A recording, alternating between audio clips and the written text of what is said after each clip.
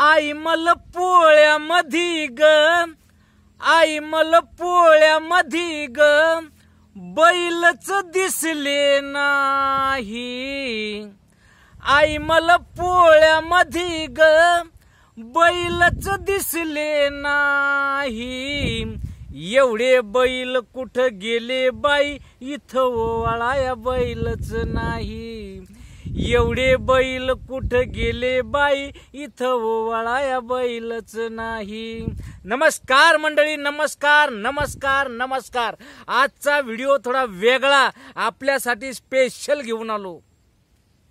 एक छोटीशी मुलगी म्हणते, आई मला पोळ्यामध्ये ग बैलच दिसला नाही, आणि एवढे बैल कुठं गेले बाई, इथं ओवाळायला बैलच नाही. खरी गोष्ट आहे. तुम्हाला सांगतो, तुम्हाला माहित पण असन की आपण याच्या अगोदरचा विषय जर पाहिला, याच्या अगोदरचा काळ जर पाहिला, आपल्या बापाच्या राज्यातला, आपल्या आजोबाच्या राज्यातला पाहिला, पोळ्यामध्ये इतके बैल असायचे ना की हजारोच्या संख्येनं बैल पोळा भरायसाठी जागा भेटत नव्हती. इतक्या दाटणी चेपीनं बैल उभे करावं लागत होते, तर बैल उभे करायला जागा भेटत नव्हती. एवढे मोठमोठ्या प्रमाणात, एवढ्या कितीतरी मोठ्या संख्येनं बैल पोळ्यामध्ये आणत होती मंडळी, शेतकरी मंडळी. तेवढे बैल होते म्हणून पोळ्यामध्ये आणत होते. वेळ प्रसंगी आता तर माग माग जागेच्या अभावी इथं बैल मावत नाहीत, म्हणून पोळे ट्रान्सफर करण्यात आले की ह्या जागेहून आता एक मोकळ्या मैदानामध्ये मोकळं मैदान उपलब्ध करून देण्यात आलं की इथं पोळा भरवा. तेवढे बैल होते, आता तेवढे बैल राहिले नाही. आता सगळा काळ बिलकुल लगे बदलून गेला, आधुनिकीकरण झालं. पूर्वी कसे मोठ चालती मळ्यात माझ्यान चाक वाजतय कुई कुई, पाटाचं पाणी झुळझुळवानी फुलवीत जातय जाई जुई. आता जाई जुई राहिली नाही, ते मळे राहिले नाही, मोठा राहिल्या नाही, आणि त्या मोठाचं ते चाक कुई कुई कुई कुई करणारं चाक बी राहिलं नाही. हे माझ्या सर्जा तुर, माझ्या गरजा तुर म्हणणारे ते सर्जा राहिले नाही, गरजा राहिले नाही, राजा राहिले नाही. सर्व सर्व लुप्त होत चालले, सर्व लुप्त. बैल आता इथं दिसणं मुश्किल होत चाललाय. ज्या पद्धतीनं पूर्वीचं सर्वच काही बदलत आलंय, बदलत सगळं जग बदललं भाऊ. इथं सृष्टीनं जेवढं काही आपल्या डोळ्यानं दिसल, एवढ्या सृष्टीनं सर्व काही बनवून ठेवलं होतं. सर्व सर्व होतं. जे डोळ्यानं दिसतंय ते इथं होतं, जे डोळ्यानं दिसत नाही अतिसूक्ष्म आहे ते बी इथं होतं. आता ते सर्व लुप्त पावत चाललंय. काही दिवसानं शेतकरी राजा सुद्धा लुप्त पावत जाणार. जसा त्याचा सर्जा राजा लुप्त होत चाललाय, तसा शेतकरी सुद्धा एक दिवस लुप्त होत जाईल. कारण आधुनिकीकरण निघलंय, सगळं जिकडं तिकडं वेगळा वेगळं दिसायला लागलंय. म्हणजे एक वेगळं चित्रच निर्माण वेगळं झालंय. पूर्वीचं काय, पूर्वीचं सांगाव तेवढं थोडं होतं भाऊ. तुम्हाला काय सांगाव, हे सृष्टी, हे जग, हे भूमी एक बहरलेल्या बागेसारखं होतं. आता ती बागच ओसाड पडत चालल्यासारखं झालंय. तुम्हाला काय सांगाव, ह्या जंगलामध्ये ना असंख्य असंख्य पशु पक्षी होते. थोडक्यात तुम्हाला सांगायचं झालं ना, तर आमच्या बापा संग आम्ही जेव्हा हिंडायचो ना, जनावरे संग, गाई म्हशी शेळ्या बकऱ्या बैल यायच्या माग हिंडायचो ना आम्ही जंगलात जाऊन बैल चारायसाठी. त्या टायमाला तुम्हाला काय सांगाव, अहो मोर, लांडोर, गिधाड, पोपट, भरपूर सांगता येईल असे खूप सारे पक्षी होते. चिव चिव चिव चिव करून की जे माणसाला जमलं नाही असं तर एका पक्ष्याला जमेले. ते इतकं छान घरटं बांधतं की माणसापुढे एक आव्हान तयार केलेलं आहे त्या एका पक्ष्यानं. सुग्रण नावाचा पक्षी, त्याच्या इतकं अजून माणसाला बी नाही बनवता येणार इतकं त्या एका पक्ष्यानं सबक दिलेलं आहे माणसाला. ते पक्षी लुप्त होत चालले, ते आता दिसेनासे झालेत. झालेत ना. पूर्वी डायनासॉर गेले, त्याच्या माग कितीक कितीक कितीक प्रकारचे जीवजंतू नष्ट होत होत होत होत होत होत आतापर्यंत सगळे नाश पावत आलंय. एक दिवस तुम्हाला सांगतो माणूस बी या जगातून नाश पावणार आहे. पूर्वी बापा संग जर गेलं ना जंगलात ढोरं चारायला, आपले ते बैल जोडी, तुम्हाला काय सांगाव, इतके काही मोर लांडोर म्याव म्याव म्याव आवाज मस्त वाटायचा मोराचा.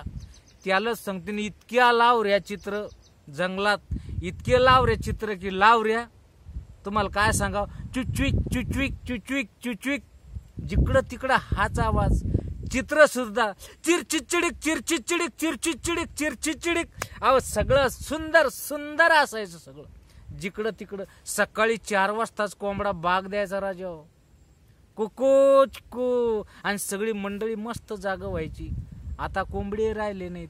आता हे दुसरे कोंबडे आले, ज्याला हागेल ते हागेल जागेहून उठता येत नाही, पुढं होता येत नाही. ते कोंबडे आले आता 5-5 किलोचा एक एक फक्त खा. हे कोंबडे आले, गावरान काही राहिलं नाही भाऊ. लय बदललं लय बदललं. तुम्हाला काय सांगाव, ही बैल जोडी सुद्धा लुप्त पावत चालली. शेतकरी सुद्धा एक दिवस लुप्त पावणार आहे. तुम्हाला काय सांगू, सांगायजोगं भरपूर आहे मित्रांनो. शेतकऱ्याला इतकं काही तुम्हाला सांगतो, वेठीस धरणे आलेलं आहे आता, वेठीस. इतकं आधुनिकीकरण झालं, इतक्या मशनरी निघल्या, इतक्या मशनरीद्वारे शेती पिकवा सांगून राहिले. मशनरीद्वारे शेती पिकवून चालली. मशनरीद्वारे नांगरट, कोळपण, पेरणी, निन्न, काय तुम्हाला काय सांगावं, फवारणी युती, सगळं मशनरी, सगळं मशनरी. पण शेती ही बैलापेक्षा चांगली कोणतंच काही करू शकत नाही. बैलापेक्षा शेती चांगली पिकतच नाही भाऊ. तुम्हाला काय सांगावं, बैल हे तर बैल आहे.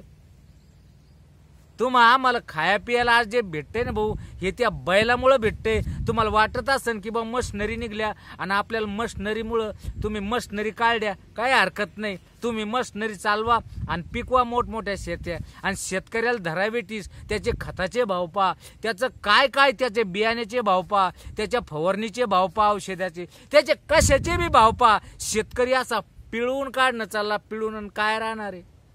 पण एक वेळ शेतकरी म्हणून सांगतो तुम्हाला, शेतकऱ्याला कितीही जरी पिळून टाकलं ना, कितीही पिळून टाका शेतकऱ्याला, पण शेतकरी उपाशी मारणार नाही. गॅरंटीनं सांगतो तुम्हाला, शेतकरी उपाशी मारणार नाही. अहो शेतकरी नुसता चक्राला वावरात गेला आणि घरून भाकर यायला जर उशीर झाला तर त्याला खायासाठी, अहो त्यो जर शेकोटी करून मकाचे कणस तरी खाईन, भैमुगाच्या शेंगा तरी भाजून खाईन, ती मका तरी भाजून खाईन, उडदा मुगाच्या शेंगा, चवळीच्या शेंगा तरी आणन, त्या तरी खाईन, उपाशी मारणार नाही. शेकोटी करून शाळूचा हुरडा तरी खाईन, बाजऱ्याचा लिंबूर तरी खाईन. काय काय सांगू तुम्हाला, शेतकऱ्याला काहीही त्यो उपाशी मारणार नाही. शेतकऱ्याला कितीही वेठी धरा, शेतकऱ्याला तुम्ही कितीही वेठी धरा, शेतकरी फक्त एकच म्हणतो की मूठभर माती कपाळाला लावून म्हणतो की माये हे सगळं जग मला बेमान झालं तर चालन, फक्त तू मला बेमान होऊ नकोस. ज्या टायमाला शेतकऱ्याला सगळे बेमान होतात ना, त्या टायमाला त्याची माय, त्याची धरणी माय, त्या धरणी मायनं एक कोपरं जर पिकून दिलं, अहो तुम्ही किती द्या ते पुरणार नाही. शेतकऱ्याला तुम्ही किती द्या ते पुरणार नाही, पण त्याच्या धरणी मायने एका कोपऱ्यात जे दिलं ते त्याचं सरणार नाही, ते त्याचं सरणार नाही बाबू.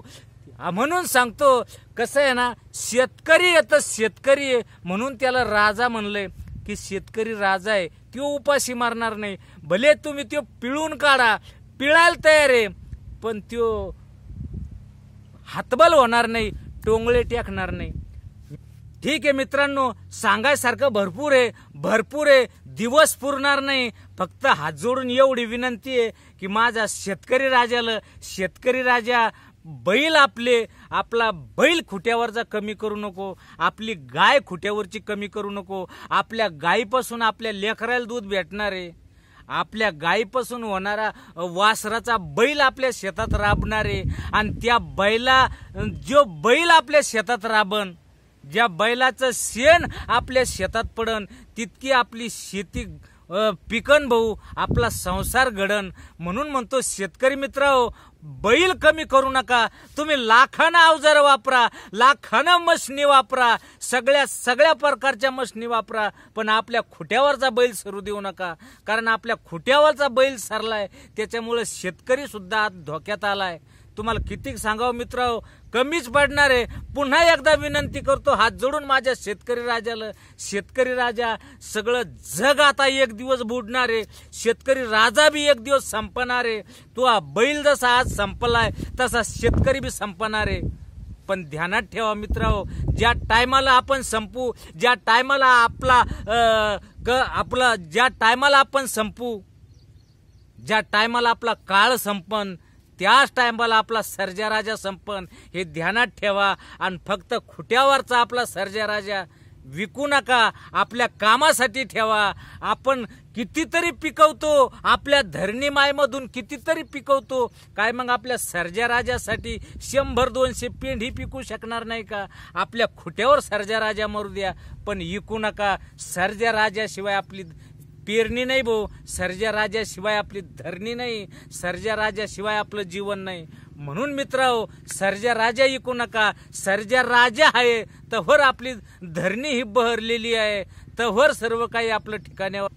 म्हणतात ना, शेतीशिवाय गती नाही, शेतीशिवाय गती नाही आणि बैलाशिवाय शेती नाही. म्हणून सांगतो मित्रांनो, बैलाशिवाय शेती नाही. छाती ठोक सांगतो तुम्हाला, आपला बैल खुट्यावरचा कमी करू नका, आपला बैल खुट्यावरचा कमी करू नका, आपल्या खुट्यावरची गाय कमी करू नका, आपल्या खुट्यावर राहू द्या. आपली एक इष्टट आहे ती. तुम्ही सांगसान मला 4 मुलं आहे, ती आपली इष्टट आहे. तुम्ही सांगसान मला 4 बंगले, ती आपली इष्टट आहे. तुम्ही सांगसान मला इतकी एकर जमीन आहे, ती आपली इष्टट आहे. पण आपल्या इष्टटी बरोबरच सर्जा राजा आणि त्याच्या समोर ती गाय, ही सुद्धा एक आपली इष्टच आहे. दुधासाठी गाय म्हैस अवश्य पाळा. आपण शेतकरी आहे, आपण नोकरदार नाही, आपण कोणाचे नोकर नाही, आपण शेतकरी आहे. आपण आपल्या खुट्यावर सर्जा राजा आणि ती गाय ती म्हैस सरता कामा नये.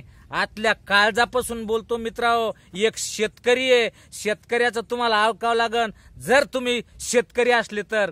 जर बाकीची मंडळी, हा व्हिडिओ आहे ना, हा व्हिडिओ शेतकऱ्यासाठीच आहे फक्त, हे बाकीच्यासाठी नाही. बाकीचे हा व्हिडिओ बंद करून जाऊ शकतील, पण माझा शेतकरी राजा, माझा शेतकरी राजाच्या कामाचा व्हिडिओ म्हणून मी इथं घेऊन आलो. शेतकरी राजा, तुला प्रथम वंदन करतो की बैल फक्त सांभाळ, बैलाशिवाय आपली शेती नाही.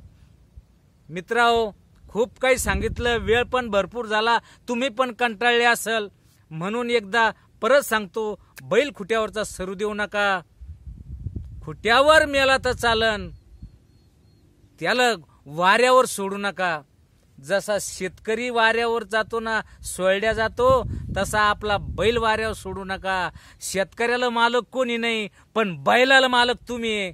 ध्यानात ठेवा, माझा बैल आहे आणि मी त्या बैलासाठी आहे. एवढं जर तुम्ही ध्यानात ठेवलं ना, तुमची बदबद शेती पिकल्याशिवाय राहणार नाही. पण पुन्हा एकदा आग्रहाची विनंती की बैल विकू नका. काय हरकत नाही. ऐकून घेतल्याबद्दल धन्यवाद मित्रांनो, धन्यवाद, नमस्कार.